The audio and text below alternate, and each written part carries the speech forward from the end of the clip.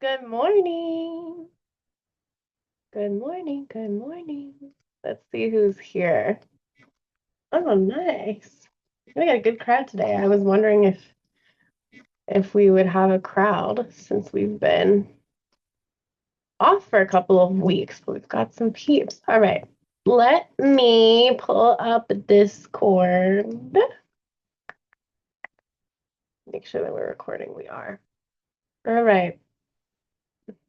Good morning, friends. I won't say your names, those of y'all that are here, but it's good to see you. Some of you I just got to see yesterday. All right, Q&A.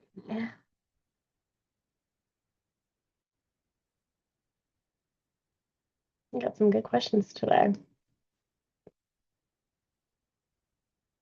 Okay, let's start from the oldest. Here we go. Okay, this is from somebody. This is a question that's the oldest, meaning the most pressing one for me to answer. Um, This person is a council grad and is in semester about to graduate. For those of y'all who are watching this and you aren't part of Haven, our semester class is our 13-week foundational class in foundational course in witchcraft. English is hard today. And my students in this round are about to graduate in just a few weeks. So we're here at the tail end of semester, and this person's about to be a semester graduate too. Well, they say, what are some witchcraft teachings you do not recommend? I still have a lot of research to do on the craft before I dive into some weird shit because I know I'll find it. Please let me know if there are any specific authors teaching philosophies you personally wouldn't recommend to others at Haven due to harmful, misaligned, incorrect ideology. Okay, so this is a good question. Are there things with witchcraft in general where I do not agree? Yes, a lot of them. A lot of people in greater mainstream witchcraft are very, maybe not mainstream anymore. Let me say that differently. A lot of people in witchcraft as a movement, especially from, let's say, like 1600s to within the last 20 years. Okay. Let's say like 1600s to 2000. Okay. A lot of that is very based in liturgy. A lot of that is very based in very hardcore hierarchical framework where we have lots of you must say this exact incantation, you must book chapter verse this thing. I mean, call and response, right? If you guys have read one of my favorite books on the actual topic of witchcraft, Wicca witchcraft, is Buckland's Complete Book of Witchcraft. Raymond Buckland is a fucking OG in the witchcraft world, right?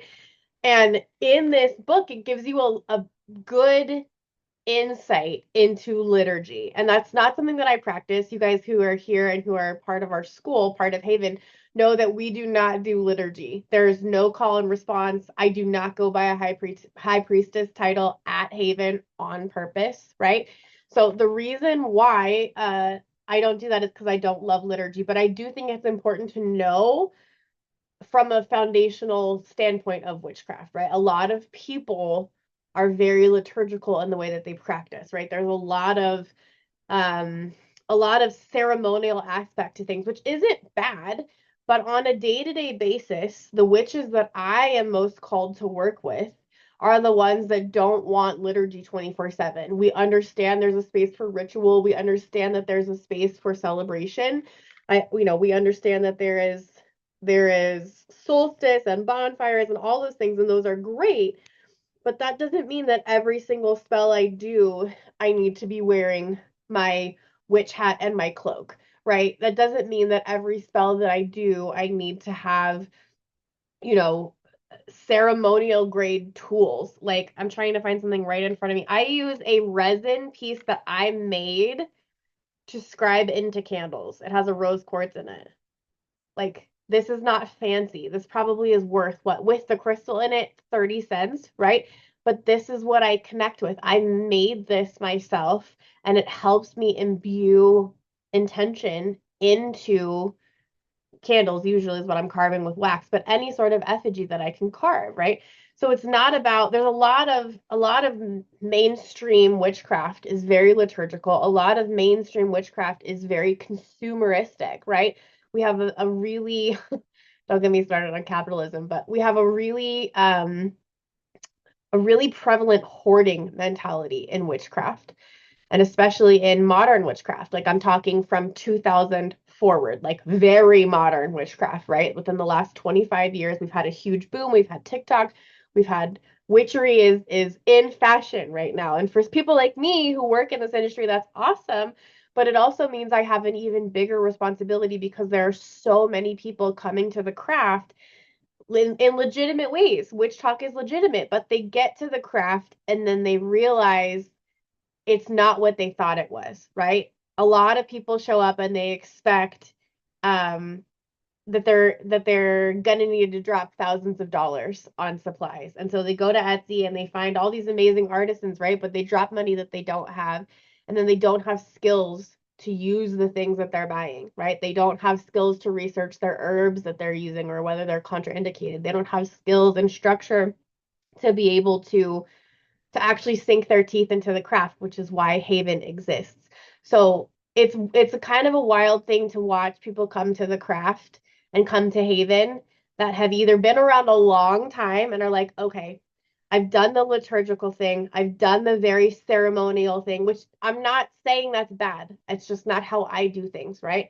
So they've had that experience and then they come to Haven or they find me and they're like, oh, there's another way to do things. Maybe not the way to do things, right? Because I'm not egotistical enough to think that my way is the only way or that my way is valid and it's the only valid way.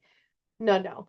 We love all forms of practice, but for me personally, and y'all know the way that I teach, liturgy is not a thing. And so we get a lot of older witches or witches who've been around the block a bit, and they're like, oh, we don't have to do that. And then we get the witches who are newer to the craft at Haven, and they're like, wait, I thought that it was all call and response. I thought that it was, we have to wear all black, and we have to cloak, and we have to veil, and or it's the opposite, right? We have to practice skyclad, which means with no clothes on, right?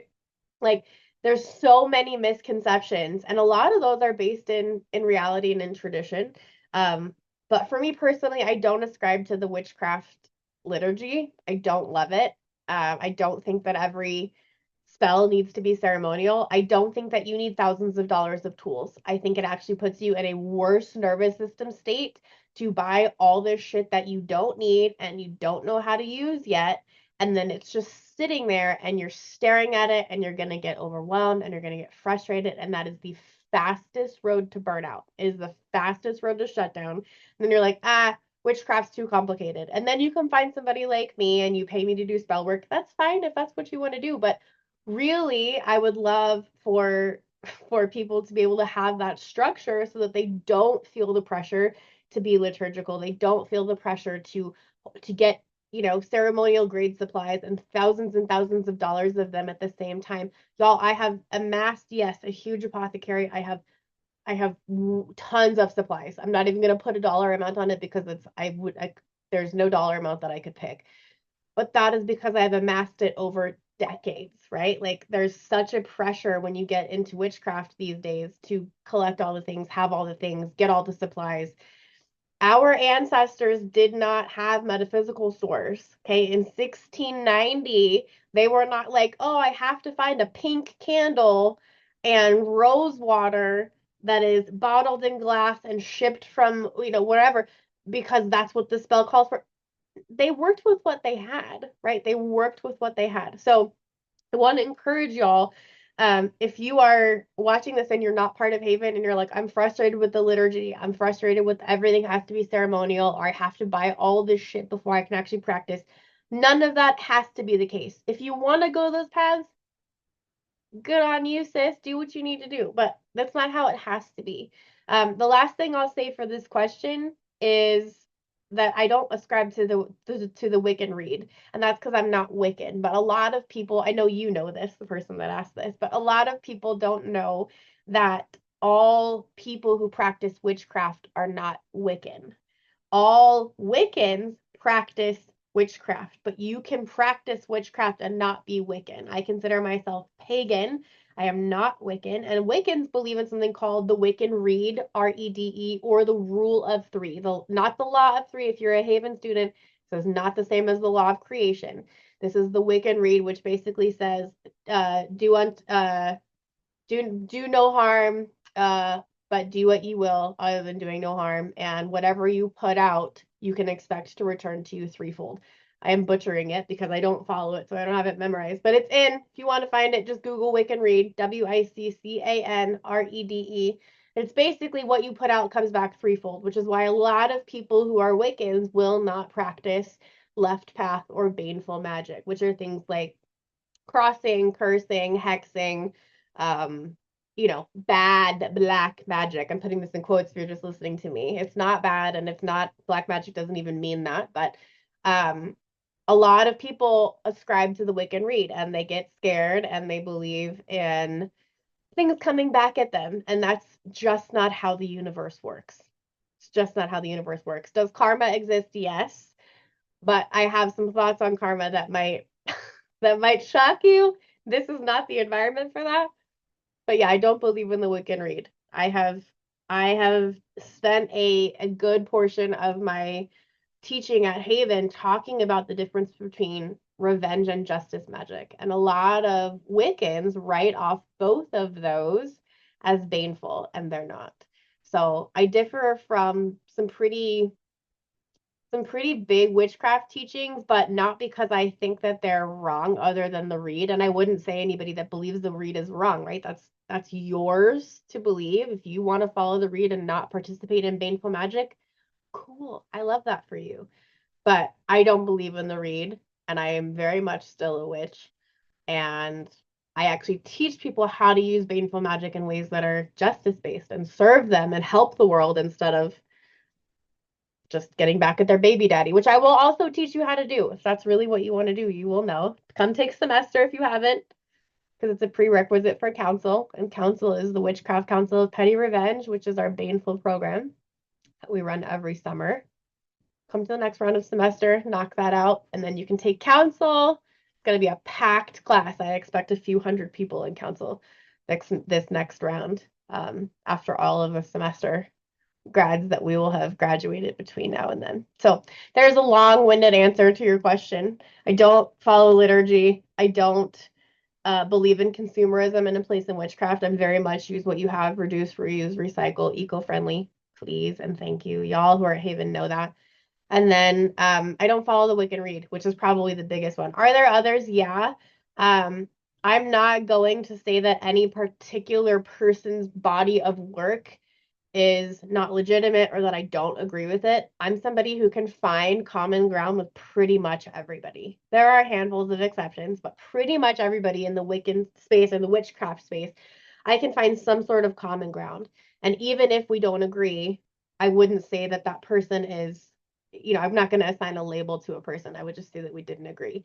The one thing I really think you need to watch out for, you and everybody else, is to make sure that your discernment is on point, right? If you've taken semester, you have had a unit on source discernment. You had homework on source discernment, and I gave you 2 frameworks on source discernment to make sure that as you're researching, as you're looking at books and websites and going through, archive data and encyclopedias and historical data and things like that, I want you to make sure that you understand who you're talking to, who you're getting information from, how relevant the information is, what's their bias, can you trust them, are they actually walking their talk, right? There's a whole framework.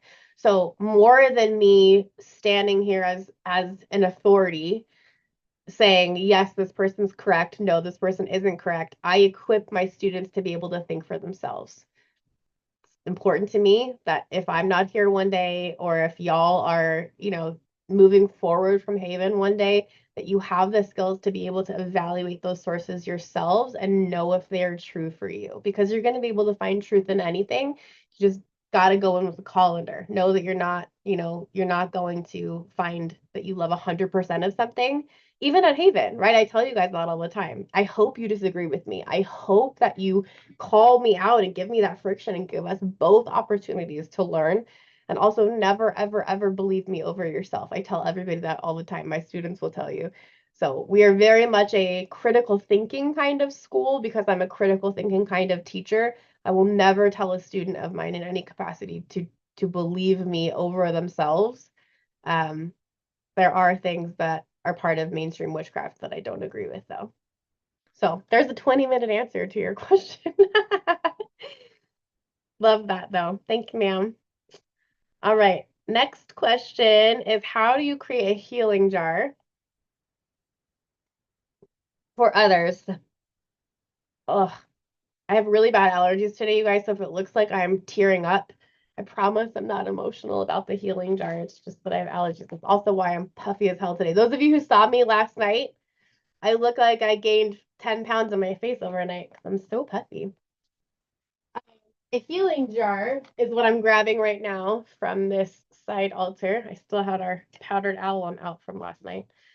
This is an example of a healing jar. So I'm going to hold this and have this as a visual while I answer this question. I made this out of resin. If you are catching a vibe, it's resin season right now in my ADHD craft land. And this is a green jar. It has a bunch of evil eyes in it and glitter in it. I'm not going to show you inside it because I have student names in here. I don't want to out any of them.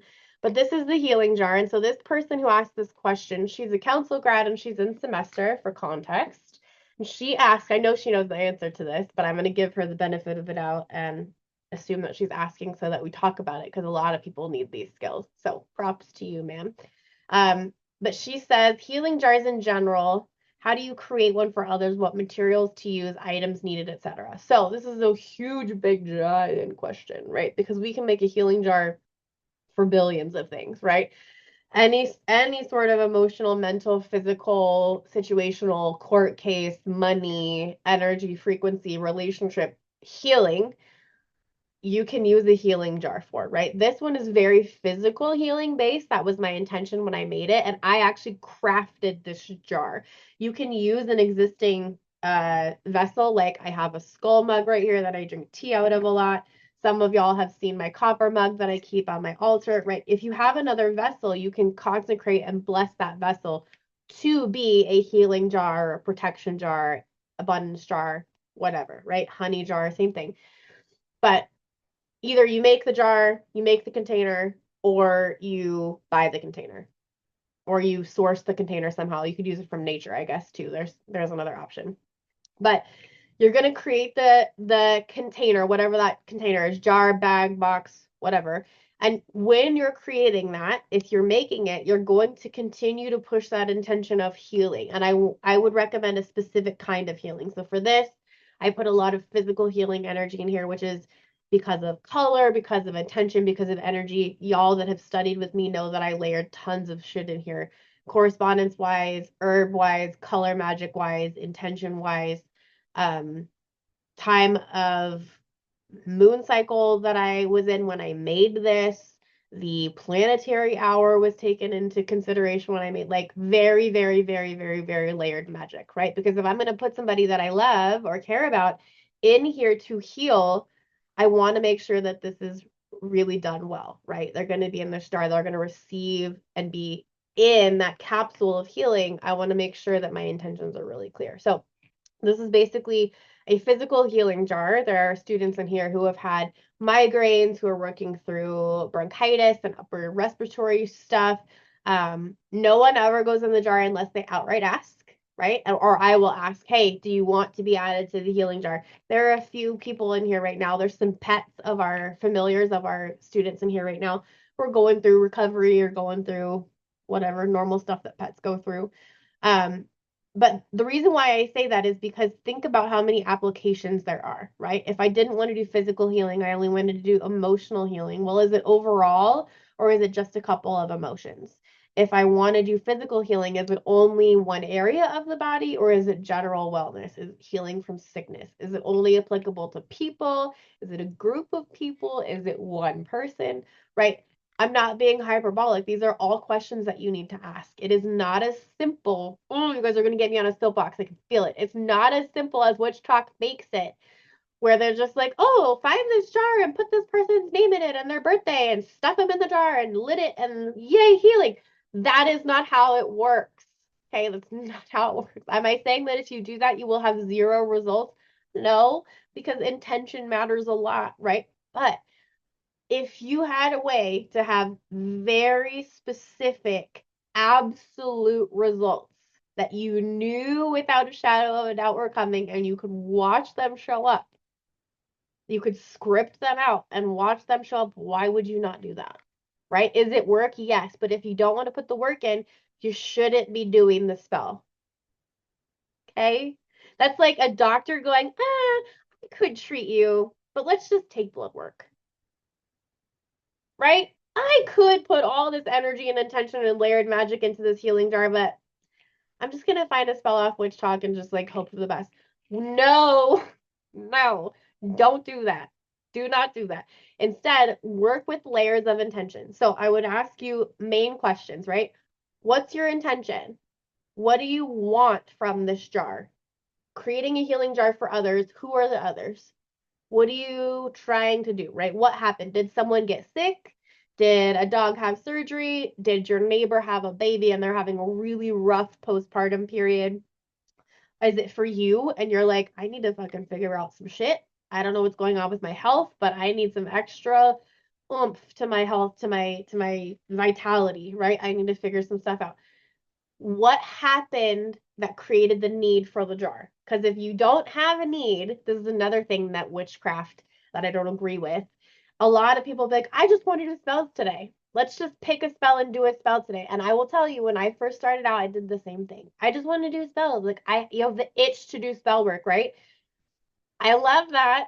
And you have to be careful because enthusiasm can override critical thinking sometimes. We want to make sure that we're always grounded, we're always regulated. So if you don't have a reason to make a jar, don't make a jar until you have a reason. Okay? Your intention will be so much clearer. So find out what your intention is for your jar or your container. I say jar because I have one, but whatever container. Um, then I want you to think about what are the things that are going on for this person, people that you're trying to heal, right? Is it a similar like ailment? Are they all physically unwell or are you physically unwell? Is it physical and mental and emotional? Is it one area of the body? Is it like my neighbor's house has bronchitis? It's their whole house. They all need upper respiratory healing.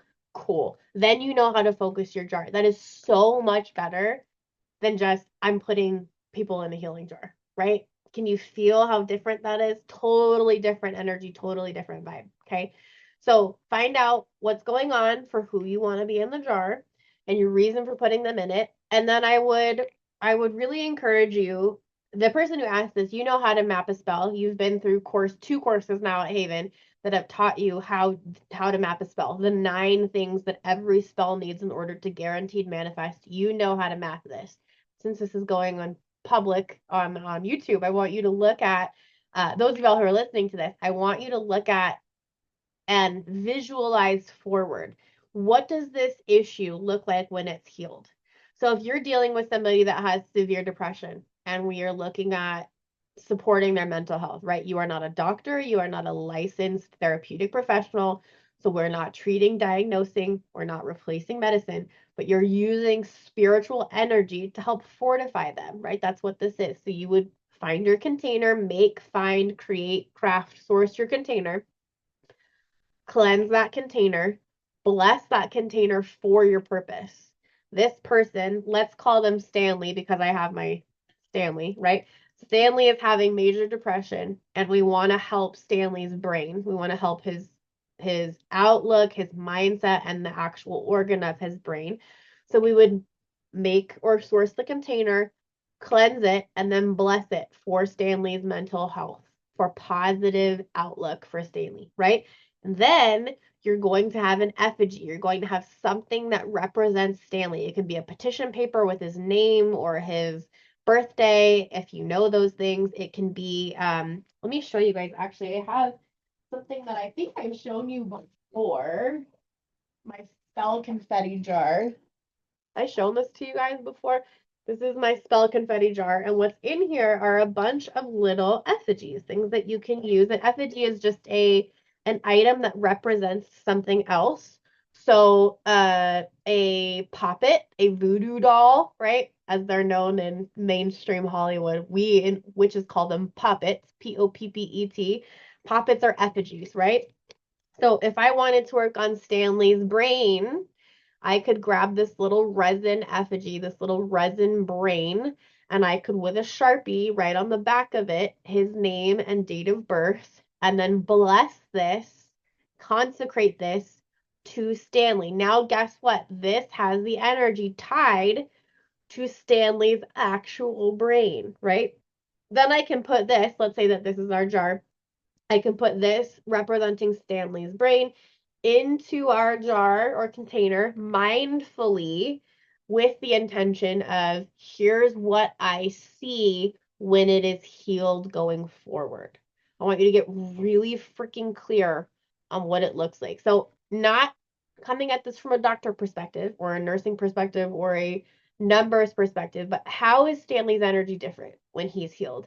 How is his relationship to you different when he is healing and feeling better, when he is in positive outlook? What kind of things does he do? I want you, as you are sitting there with this effigy and putting it in this jar, I want you to, with every person that you add, if it's more than one person, everybody that you add, you need to sit with the effigy and you need to visualize.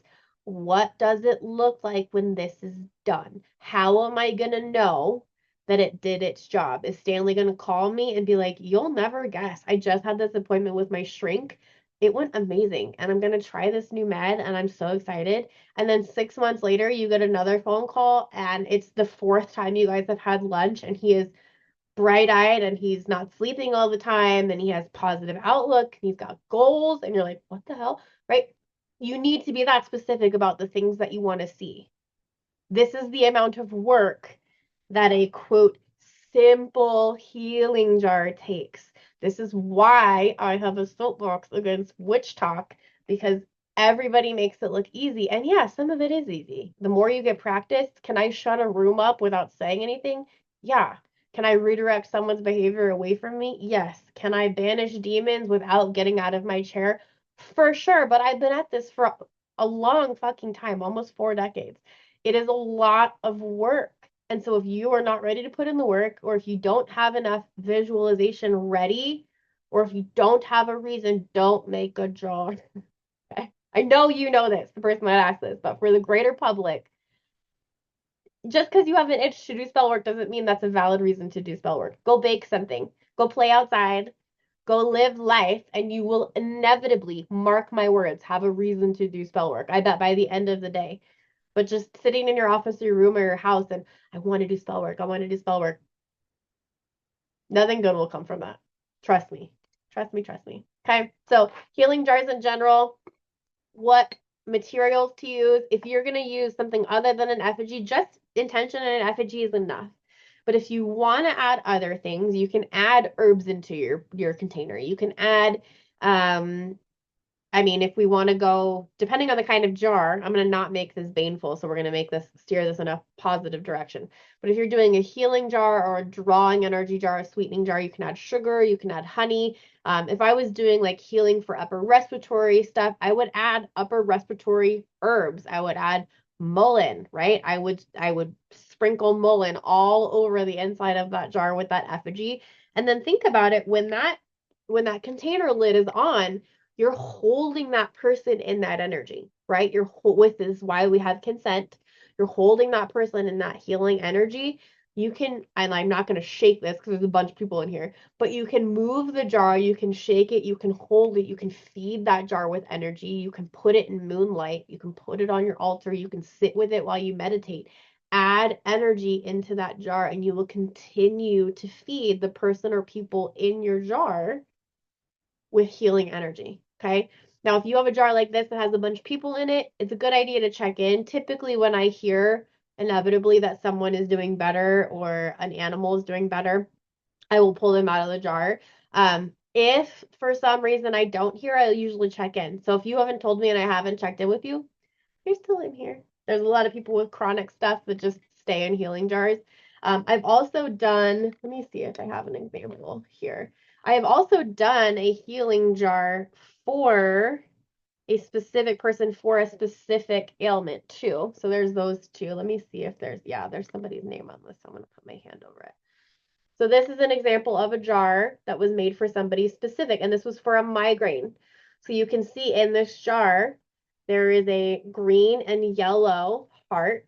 There is a pink heart. There's a brain, and there's a bunch of herbs in this jar, along with some crystal pieces in this jar. All things that will help migraines. I'm sure there's feverfew in here. I'm sure that there's um, lemon balm. Those usually feverfew and lemon balm are my favorite for migraines.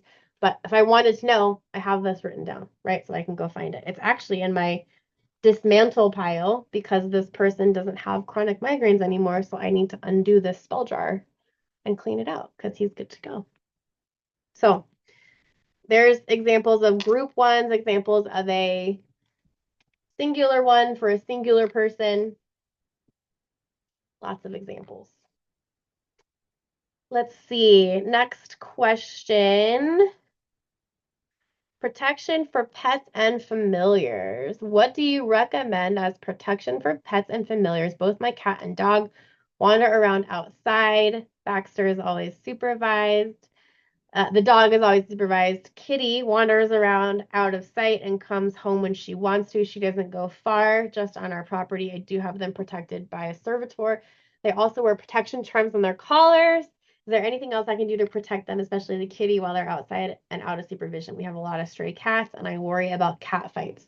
She has had a couple before, and once came back with a kind of serious injury. Okay, so the person that asked this is a council grad, and they are in semester, almost ready to graduate semester, and they are one of our mods as well. So snaps to this person. Um, so for this question, my love, I would say you're doing a really good job already, right? Like acknowledging what you've done is really important. So I love that both of them can go outside. It makes sense that knowing you and knowing these two animals that the kitty would roam and the dog would be close to you. That makes sense, right? And that doggo is always supervised. Kitty can go do what she wants because she's gonna come back. And that's really, it sounds like we want to protect both of them, but we're more worried about Kitty getting ambushed, for lack of a better word, outside while she's outside and not as supervised or not supervised. So acknowledging what you've done, I think, is really good. All of my animals have enchanted collars. That's a really great way. If you have a pet, or livestock, you have animals on your property that are yours and that you want on your property. Protecting them is a good idea. If you're gonna brand livestock, as you're doing that, set the intention that that's also protective, not just marking what farm they're from, right? If you have a domesticated animal like a cat, dog, whatever, um, add enchantment onto their collar. Great way to do that. Birds, I think they have like that. Still, they have that. There's like an ankle cuff or something that they wear. I don't know. I've never had a bird as a pet. But you can honestly enchant something that they wear often and protect them. If you don't want to enchant jewelry, like a collar might go missing, you can obviously wrap them in a bubble. For this particular person, you have a servitor watching out for them, and because you've taken counsel, you know how to do that. So that's great. Um, One thing to say here, right? Mundane energy has to be brought into the picture. We can't only look magically. So mundane, right? Is there any sort of like fencing? Are there boundaries that you have talked to her about? Hey, don't go past here. Have you had a conversation with her? Because even if you can't hear back, she can hear you. Um, and also the mundane of her being a feline, we can't out magic the cat, right? We can't, no matter how much magic, I can't make her not a cat, right? I can't take her prey drive out. I can't take her ability to defend herself when she feels threatened out, right? And we wouldn't want to, but my point is we can't do that for the other cats either. I can't make them not cats. So what we can do is help her understand the boundaries. Hey, this is the boundary of our property. If you go past here, there are things that are you're going to have to defend yourself from, right? She's a cat. She came back hurt because she knows how to defend herself. That's part of part of being a cat. But she is really well protected for what you have done. The collar is great, the servitor is great. So the only handful of things I would do is, even if she's not with you, walk the property line or draw the property line if walking is something you want to do. I know it's still hot outside because this person's local to me. If you have a picture overhead of your property, draw it, or if you have plans or whatever, you know where the lines of your property are. Draw those out, and as you're drawing them or walking them, driving them, whatever, you can say to your kitty, this is the property line. You need to not go outside this property line. There are things you will need to defend yourself from if you do. Please do not go past that. Right? So that's important to make sure that she knows the boundaries. This person's in the comments. They said she stays. We have fencing, but smaller cats can squeeze in. Okay, so good. So I'm glad you clarified. It's not a situation where she is trying to get out. It's where things are getting in. So in this case, I'm glad you clarified. In this case, I would clue in your servitor. I don't know if this is a servitor, and you probably don't want to answer this in the comments, so you can DM me later. That's fine. But if this is a servitor that is for your property and happens to also look out for her, cool. You would want to probably clue them in about, hey, there's these other little cats, these other smaller animals that are coming into our fence. You need to hold the line. Do not let them come in here. And you might need to give that servitor more specific jobs. If there's something that needs to be fortified around their duties, you can totally do that. Just add them to have the conversation, right? And add.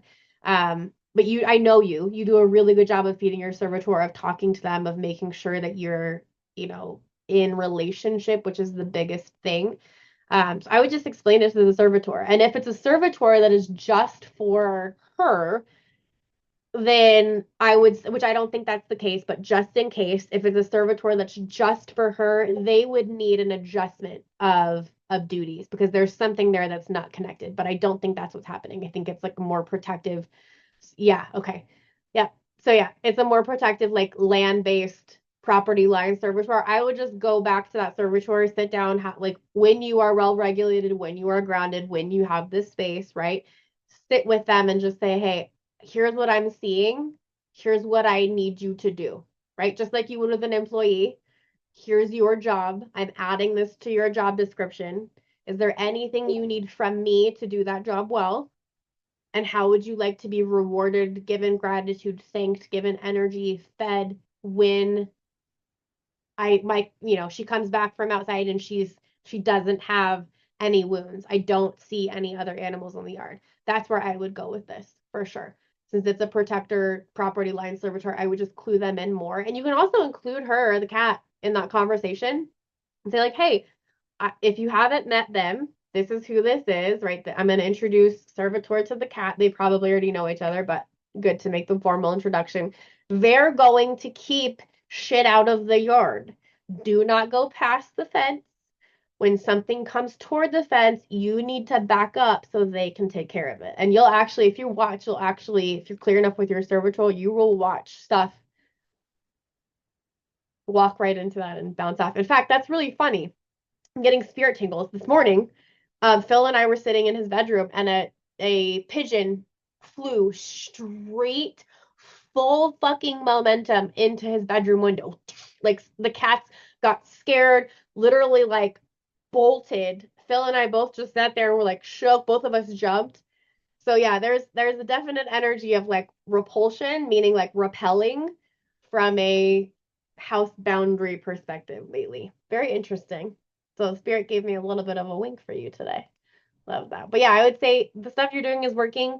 Love the collar. Enchantment, you may want to like re-enchant it, just feed it, smudge it, refeed it. And I would do that for both of them because especially for little man, he's out and about with you all the time. He's by your side all the time. You cleanse yourself. Make sure you're getting him when you cleanse yourself too. Okay, love that. Good questions. All right, we've got, let's see, 1, 2, 3, 4 more. Wow, I didn't think we were going to fill the time today. Maybe it's good I'm long-winded. All right, ghosts and entities. This is from a council grad and a current semester student. I'm going to put this back and then we will read this question about ghosts and entities. Let's see. All right. What are some signs that a person may have an entity attachment? And what is the best way to clear ourselves of this attachment? Okay, so this person's a council grad, and I know you know the answer to this. So similar to our healing jar question, you're probably asking because people need to know. And that's great. So speaking broad audience, because I know you know the answers to this question. If you don't know the answer to this question, you should message me, but I know you know the answer to that question. So things that you might want to look for. If you're like, do I have an attachment? Do I have an entity? And I'm not talking about people sending like witchcraft at you if you're worried you're cursed, if you're worried you are um being sent, a cross or a hex or something like that, you should probably email me and I will either help or I'll get one of our council grads that volunteers to work with you some help. So if that's you and you're wondering, like, am I cursed? Do I have an attachment? Message me.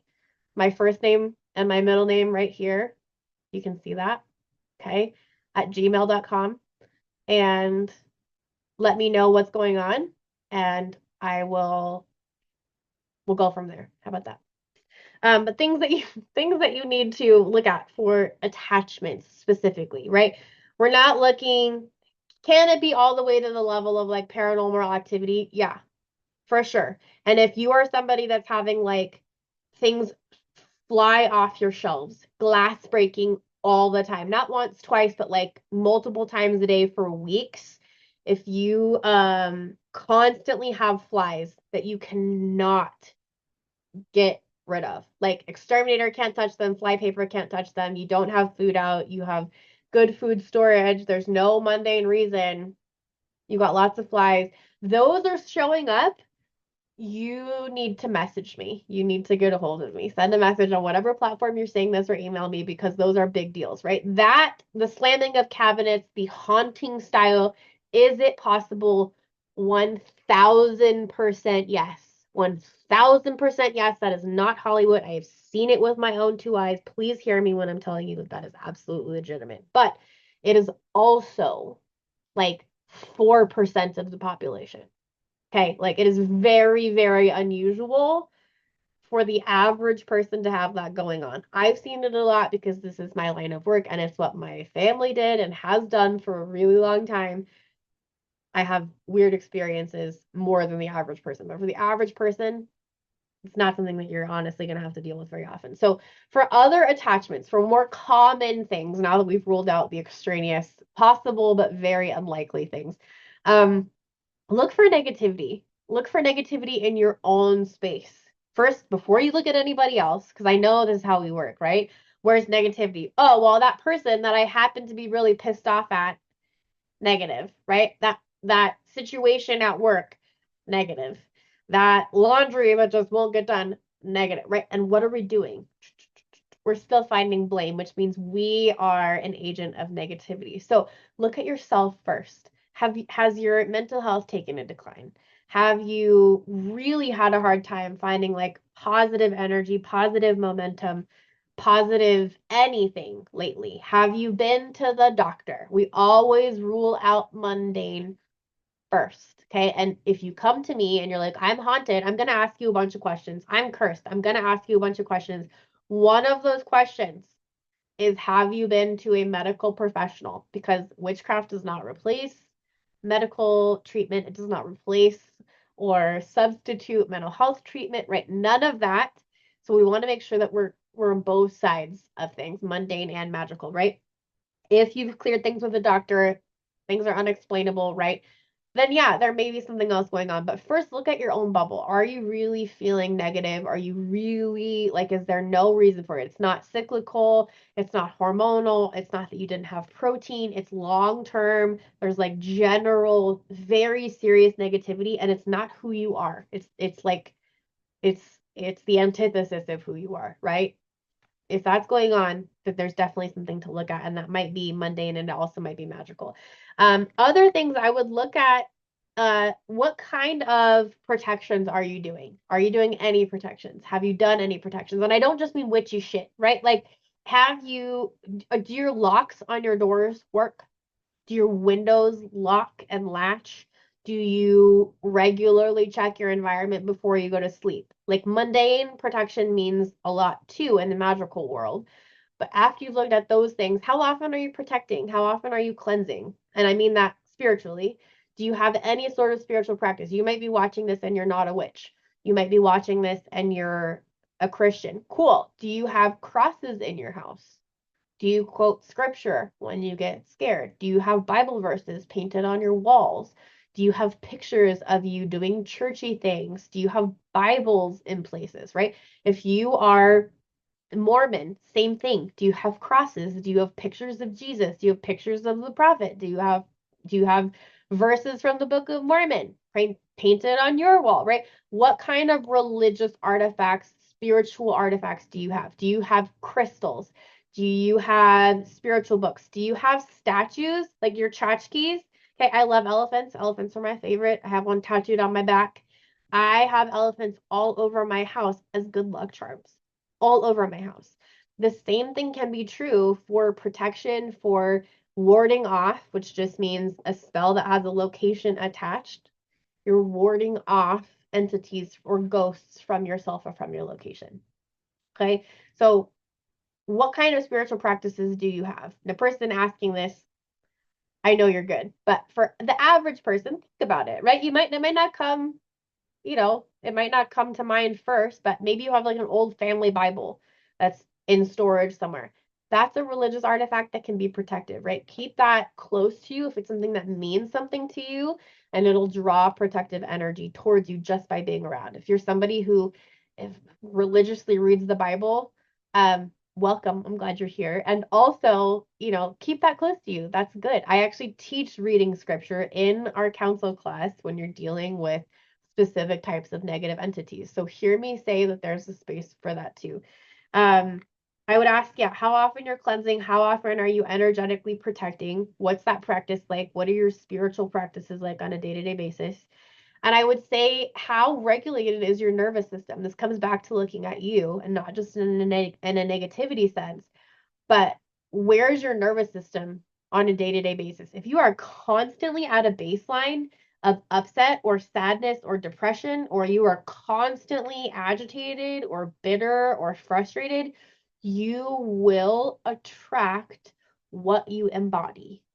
That is law. Okay. It's the law of attention. Where your attention goes, your energy flows. And if you are always focused on frustrating shit, bitter shit, lack, that is where your brain will go and your frequency will match that. And then what will come to you is what matches that, because like attracts like, right? This is why those of y'all who are Haven, you have to change first. And every spell you do, our passive force has to change. So if you are looking at why is my whole world negative? Well, why does negativity feel at home around you? That's what I would be looking at. So if you're feeling negative, you will attract things from the mundane and from the ether that are negative. And so the first thing I ask somebody, one of the first things I ask somebody when they show up is, what's your nervous system like? What's your emotional state like? Because the more negative you are, the more that shit will feed on you and come to you, right? So if you have no protections and you're not cleansing and you are having very serious mental health things where you're like spirally and you are in a negative environment with negative people, is it fair to say that more negative things in the ether would be aware of your presence or of that person's presence? Yeah. Does it mean that they're automatically going to attach? No. But this is why we cleanse and protect, right? And protecting doesn't have to just be you doing witchcraft if you're watching this and you're not a witch. It can be a lot of things. But for some specific entities, you need a witch, and that's why I have a job. So what's the best way to clear ourselves of an attachment? Come see me. If you're watching this and you haven't taken counsel, come see me. If you're watching this and you have taken counsel, then go review week 4 no, not week 4, week 3, I think, and look at our cleansing and protecting procedures. And then you can also, if you are a student of mine, you can look at our castle defense model and look at the different areas of protection that you want to make sure you have enforced and the layers of which you want to enforce, and then how you do that based on the signs that you're seeing. What, you're diagnosing what's coming at you. You're able to more clearly defend and resist, hopefully just block, but if not block, defend and resist um, any sort of negative influence. And then there's the people who have actually said like yes to working with somebody negative, or they have a contract or they have an assignment. And one thing I will tell you, I've told you this before on Q&A, one thing I will tell you is that if you make a deal, if you make a deal with a negative entity, and I'm putting that in broad terms, you decide what negative entity is. A lot of people have their version, right? Maybe based on culture, maybe based on religious history, whatever. Negative entity, if you make an agreement with any entity, but specifically a negative entity, you better be absolutely clear about your words and about what you are agreeing to, because they are they are masters at finding the loopholes, okay? And if you are not absolutely sure about what you are agreeing to, you will end up with consequences that you do not like, that you have said yes to, and there is nothing I can do to get you out of something you have consciously said yes to.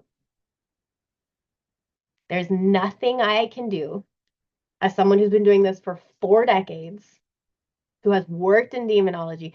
I cannot help if you are complicit. If you are in a contract and you have made a deal, that's on you. So, are there things that I can't remove? Yes. Do I have contacts that I can reach out to for people who are cases that maybe I don't specialize in, or I can't help, or it's a specific kind of cultural magic that I don't have access to, can access, won't practice? Yeah, we network well, but are there things that can't be removed? Yep. And that's why you don't make agreements with things in the ether that are negative.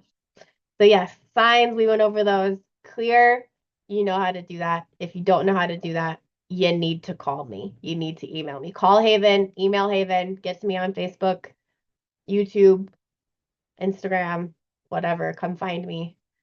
And either I will be able to help or I will get you to somebody who can. First line will be our council students. I will see if anybody wants to take a case and has the capacity to take a case. And then pricing will be based on whatever y'all decide.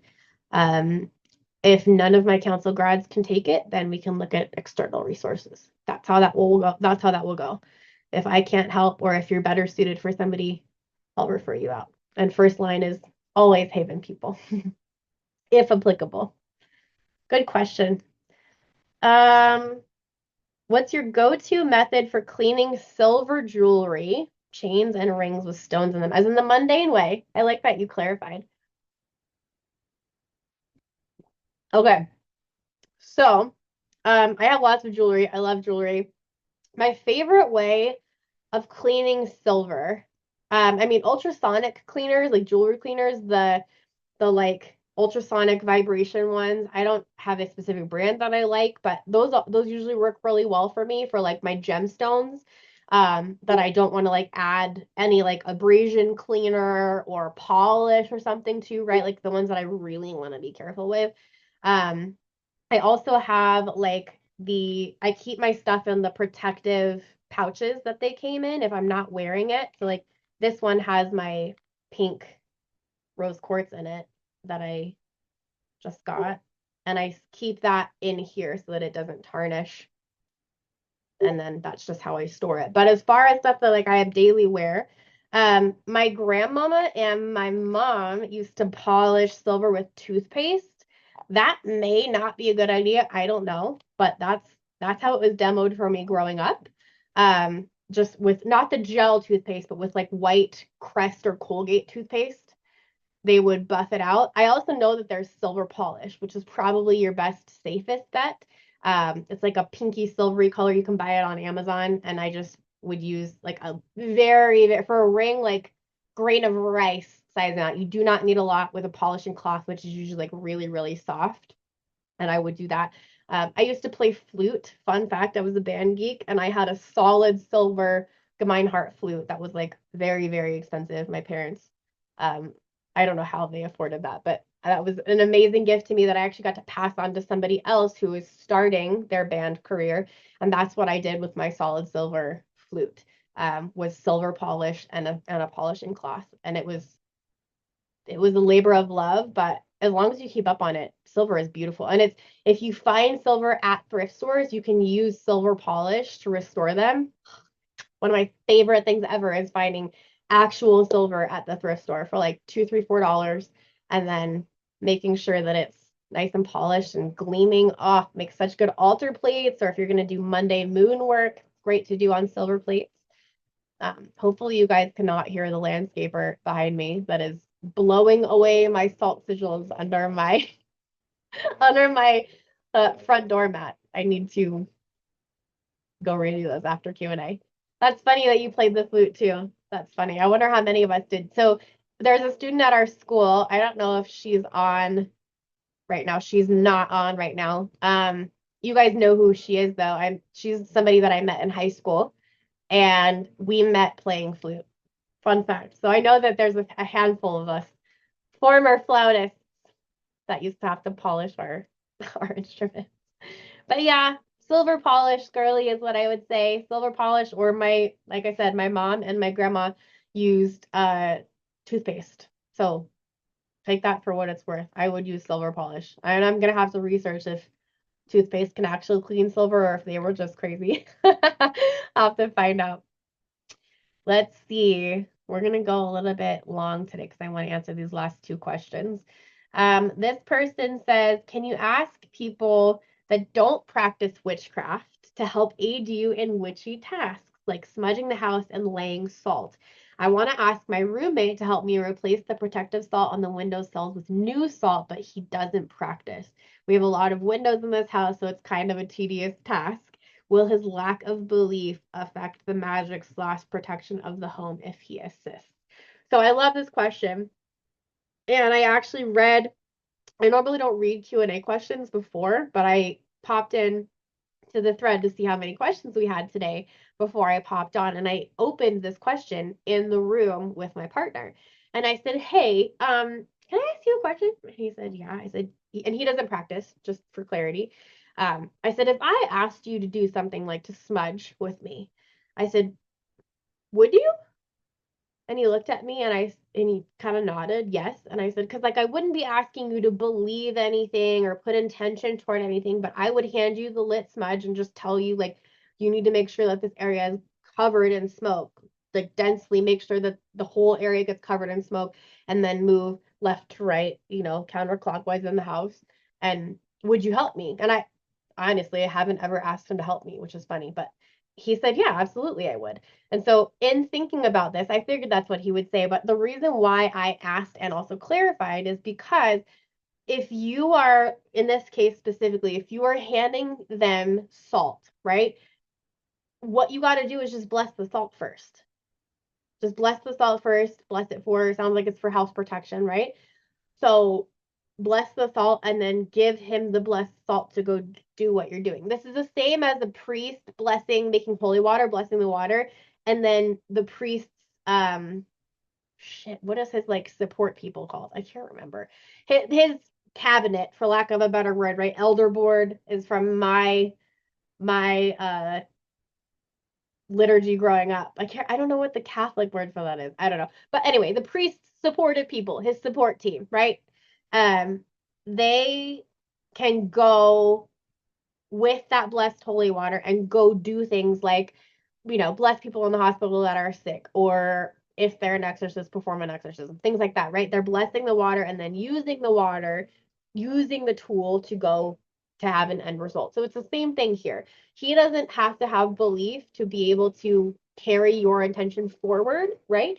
The only thing that I would say is if it's an instance where you're asking for help and you don't trust that they're neutral, right? He said he doesn't practice and he's not going to put the salt down and be like, well, this is fucking dumb. I don't know why she's asking me to do this. This is not going to do anything, right? You don't want that energy around, right? So if he's not going to be negative, and he doesn't practice, but if he did, he's not going to counter practice or put something down that he would be speaking against as he's doing it, right? Working at cross purposes, counter magic. He's not going to do any of that. You're totally fine. As long as you hold the intention, you bless the salt and give him the salt that has the intention, he can put it wherever you want him to put it. And his delivery vehicle of putting it there and helping you, because it is fucking tedious, is not going to do anything like negative or canceling out of that magic.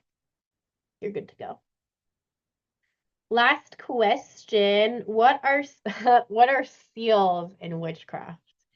What is a seal? I've heard of sealing a spell to complete it, but is there more to it than that? Okay, so this is a layered question. Seals are interesting because different cultures use that word differently. So, sealing to complete a spell, I haven't heard the word seal meaning to complete a spell except for like witch talk. So if you're hearing it from a different space, that's important to know. What I'm doing here is noting my bias, right? I only have the lens that I have. And so I can tell you from my experience, I've only heard sealing as far as completing a spell in like what make sure you seal it. Make sure you seal your work. That is one instance, but that's not usually the way that I have heard sealing in witchcraft indicated. So, speaking to both of those, sealing a spell, if you're talking about closing a spell, protecting it, what that really means is making sure that your circle is intact and that you open it when you're done. Seal your work. Protect your bubble while you're working. Cast your circle. Do your working. This person's a council grad and almost graduated of semester. They know how to do this. So, if you're doing a spell, cast your circle, walk your spell out. When you are at point 6 and you have done it, you're going to undo your circle, give gratitude, etc., etc. That is sealing your spell, right? You're making sure that your spell is working. Is there something to be said for like sealing a jar? Do I have a wax sealed jar somewhere? Yeah, I think that, well, this has a seal on it. I guess this is another example of a seal, literally. I was going to say seal a jar, but if you have a wax seal, you can put a seal on it. A lot of times, this jar doesn't have drippy wax on it, but a lot of times I will seal a jar with wax if it's going to be a long-term jar. This one I knew I wasn't going to make long-term because it was for a migraine, right? And so I can just undo it.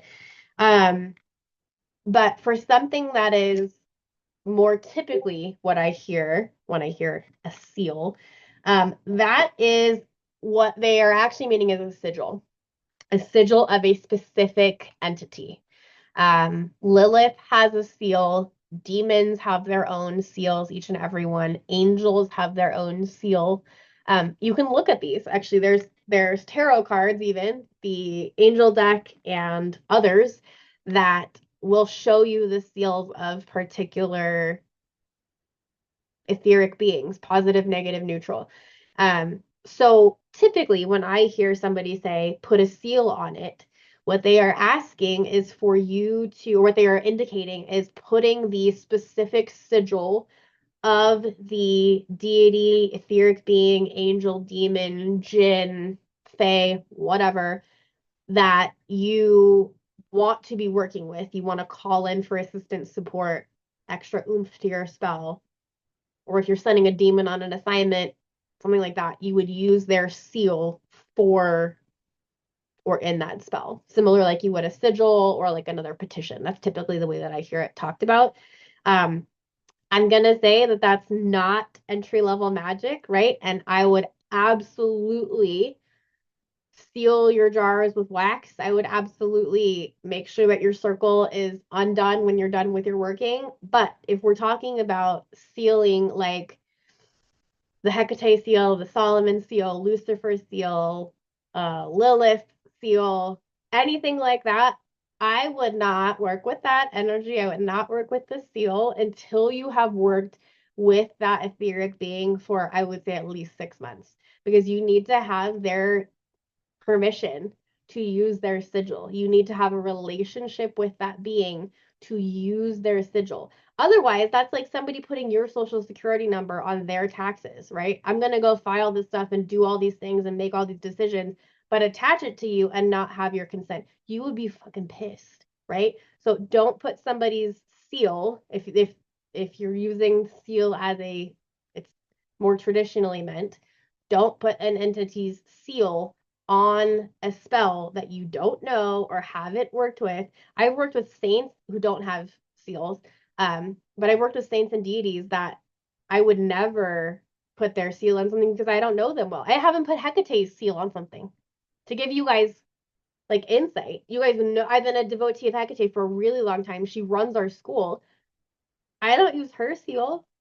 She'd be like, "Why do you need it?" Right? Like that's just not something that I think is wise if you don't have a very, very, very integral relationship with that entity. And even if you do, it might not be warranted, but you definitely need their consent to ask or their consent to use it. So if if, for the traditional sealing, I would say that. Um, for the other kind of sealing, yeah, seal your jar if you want it to be around for forever. You can seal a sachet by tying it in rope or string, right? That's a seal. But really, witch talk, they're saying seal your work, which means make sure that you leave no trace, make sure that you're working in alignment with nature and the universe, make sure that if you follow it and if you are Wiccan, that you're honoring your values, honoring the read. I don't do that. But basically that's what they're saying as far as witch talk goes. But as far, traditionally seals mean something very different, very different in witchcraft. So I can, for this particular person, if you want me to, I will take a picture of one of the angelic seals and put that in our chat if you want to see it so that I can give you an example of what that looks like. But I will not put one that is an entity that I have not talked to. So I will show you an example, but only somebody that I'm well connected with, and I'll put that in chat later if you want to see it. If you're not at Haven, you should be, because then you can see things like that. Let's see, are there any other questions? Somebody in chat asks, what do you do with the jars and contents after? So when I am emptying a jar or if it is a jar that I can reclaim, then I will. For me personally, more baneful things I never reclaim. I just leave them or dispose of them. Which disposal method depends on the kind of spell, so I won't speak to that since it's baneful. But for positive, for right path magic, like my migraine jar or Mr. K. So this migraine jar, there are I think that there's some honey in here. Is there honey in there? There's probably it looks like an oil, so there's some sort of healing oil in here. Is what it looks like. Um, Nothing in here is going to hurt the environment. That I would be recycling. So the glass can be recycled if I wanted to. I'm just going to clean it out. But the herbs can go right into the ground. The resin pieces that won't biodegrade, I'll actually wipe them down, cleanse them, and then I'll wipe them down with alcohol. The one that has in here particularly that has his name on it, I will keep that. He's a good friend of mine. I'm going to end up using um I'm going to end up doing more spell work for him. So I'm going to keep that because it's an effigy I've already blessed for him and attached to him. So I'll keep that and I'll put it in like a clear neutral space, probably on my selenite, so that there's no energy attached to it. It's just cleansed. And when he's ready for it, then we'll be ready. That's the same thing I do with the big cauldron that I have everybody's names in for semester class. Y'all are just chilling out. There's no energy directed at you. You're just there. So it'd be the same thing for him. I'd clear that energy of particularly the migraine, but leave the effigy there. Um, for these other two or three pieces of spell confetti in here, same thing. I would just rinse those off like energetically and then rinse them off mundanely too, right? Probably mundane before magical. And then depending upon how I feel, if I feel that they are completely cleansed, I usually will put them in my plants as little decorations. If they're not, I will set them on an altar and put them outside at the next moon so that they can fully release whatever they've got going on, and then they end up in my plants. I typically don't reuse spell confetti like that's not named, like a little heart or a frog or whatever, over and over again in a spell, just because it feels energetically mucky to me. So I would just get a new one. But because these don't biodegrade, I end up reusing them and making them little decorations in my plants, which are all over my house. You guys have seen that.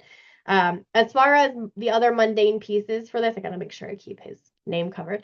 The other mundane pieces of this, I would rinse out the jar, right? Like mundane, rinse it out with water, clean it out. Rinse it out with Florida water if you have that, or vodka if that's part of your practice. If not, dish soap is fine. I would put a little bit of alcohol, like rubbing alcohol in it or antiseptic in it, vinegar in it if you don't have alcohol in your house, to make sure that you're clearing away any herb residue that's not going to mold or get wet or anything like that, but also energetic residue. You really want to clean it really well. Once you've done that, you can reuse your jars. I reuse jars a lot. It's just a matter of making sure that it's cleansed. And for like I said, for baneful things, I never ever ever reuse it. I don't care if it was a spell to break up a couple and the couple has been broken up for 2 years. I will go bury it because I planned to bury it. I know how I'm disposing of it before I start it so that I craft it with things that I know are able to be disposed. That's why we plan our spells, right? That's why we plan our spells. So if you're going to make something that you know you're going to not be able to dispose of outside, you need to make sure that you have a way to undo it inside that safely, or just plan on keeping it forever and always. It's up to you. A lot of my baneful words are just in perpetuity. They just live and get refed and refed and refed and refed and refed and get stronger and stronger and stronger. So let it soak in the energy. All right, let's see. Is there anything else?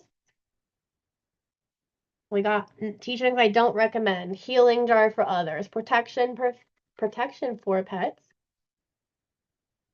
ghosts, silver jewelry, non-believer help, and seals in witchcraft. All right, y'all. Pretty good day for Q&A. Hour and 15 minutes. Thanks for spending time with me. I'll have our replay on YouTube in just a bit, and I will send out a link. If you are at Haven, I'll send out a link. And if you're not at Haven and you can't get to our Discord, make sure you sign up for our emails, because I will send you an email link to our replay every single week. All right, y'all. Thanks for being here, and thank you for your questions. I had a good time reconnecting with y'all. I will see you at Q&A next week. Bye, guys.